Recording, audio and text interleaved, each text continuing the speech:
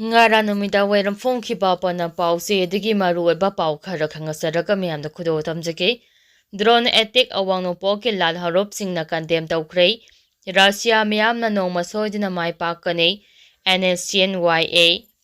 Indian Army na drone sama yankhai mathakta sijinaduna ngarang July 13 ki nongalamdaida Eastern Nagaland ki manungjanba Hoyat amasung Paso area da leiba United Liberation Front of Assam Independent Alpha I amasung NSN GPR rengi camsingda landaduna Alpha I gi Luchingba Nayan Assam Hatki Bathong National Socialist Council of Nagaland Young on NSNYA na akamawang da condemn tawraklay NSNYA na thadorakpa cheol amada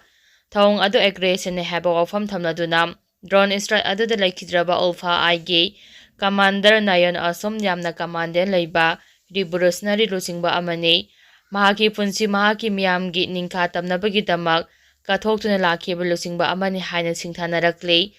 loiram langaktagi ningkha tamnabagi damak mahaki kathokpa ngambagi thongna aduna Assam miyamda thongna piba khaknatana loiram langaki mine nangnaba western region pumbada thongna pirakani hairi laikhidraba Lieutenant General Assam gi mafamda NSCNYA na khwaidagi wangba yawolgi ikai khumnaba utpaga loinana mahaki imung manunggi awabada su saru yari haina phongdorakli Serol asigi matung ina hawkhiba tha khara asida Government of India NSN GPRN YA ki kadarsingi mathakta akanba operation chathaduna hatpadi minai chathaduna lakli haire loinina India gi asigumba thong asina kaidonungda NSN GPRN amadi Alpha I puning hanaba po anba amadi maithiba piba ngamloi aikhoina ninghanaba leitina aikhoigi puari lam amadi dignity ngaknaba lanthing chathakigani amadi Russian miyamna nongma mai pakani haibase soidrabani haina su cherol asina makhata rakpa pauda PLA ki maikeida aso open yawkhide RPF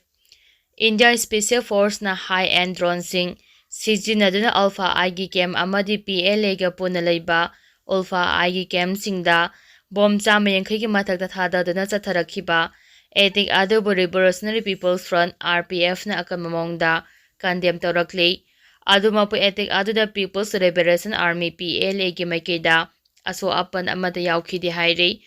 RPF ki Deputy Publicity Secretary Roman Khumana thadorakpa cheol amada July 12 gi ahing nangaidagi July 13 gi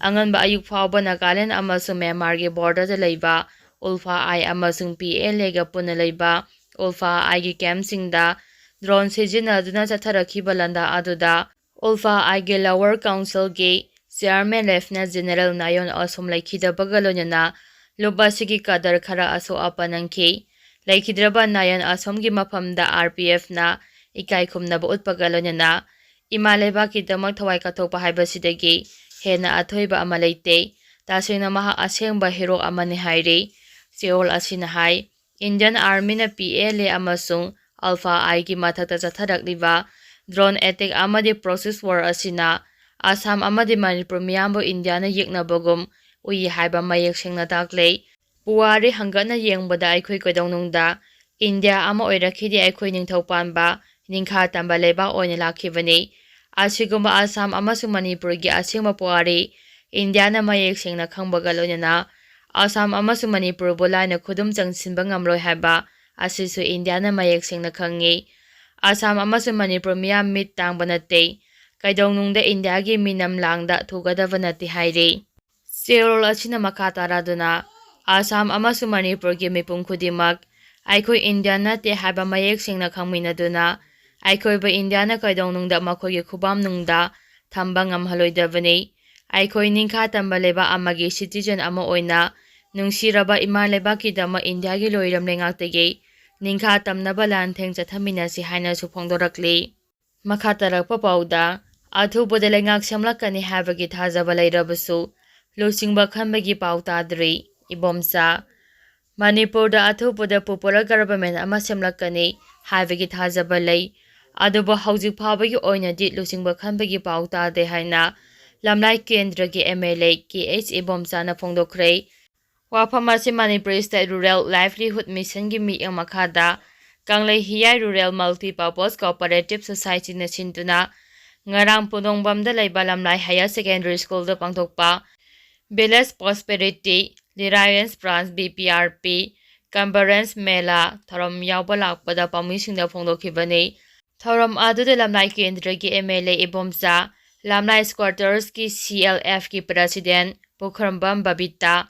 Tilausana Saijang JP member Amom Jamini Songbang JP member Yumnam Ibohal Tilausana Saijangi JP ki chairperson N Hirojit Nonggreng Singung ko JP ki chairperson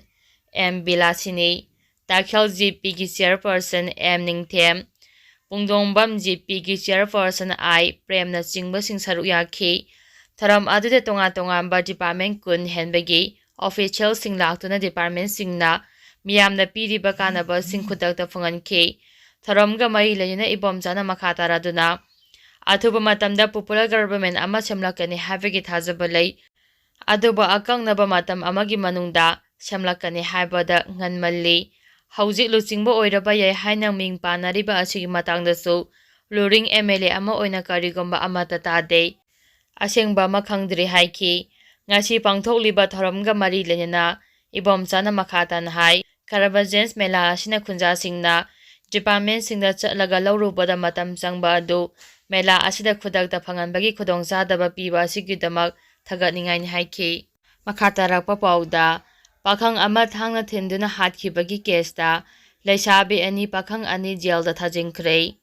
tha asigi taruki nungthil pung ani ga meyeng khairom tarakpada Kaibalamjau PS na konba Sandra Manaki iting na thokpa khana chainabagi thogdokta Palace Compound dagi Sri Sri Govindaji Road dagi salai thiam chaikun mathoi apo PTS karunabo thangna thimbadagi lekanabada kanbangamdana lekhidaba thogdoki matangna pollution lokhatba case amaga mari lenana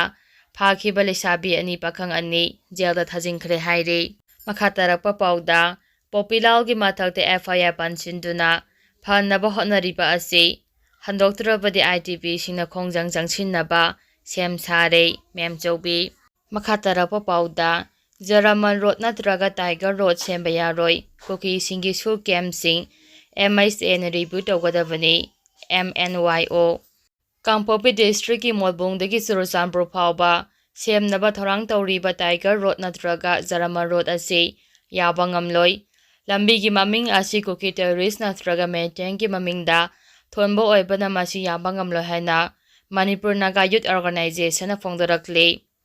Organization asigi headquarter gi media and privacy wing na press thadorakpa seol aman hai India government amasung mari leinaba authority singna kuki community ki pressure da chaloidabani amasung lami asigi maming asimak amuk hanna khana binaba taksilakli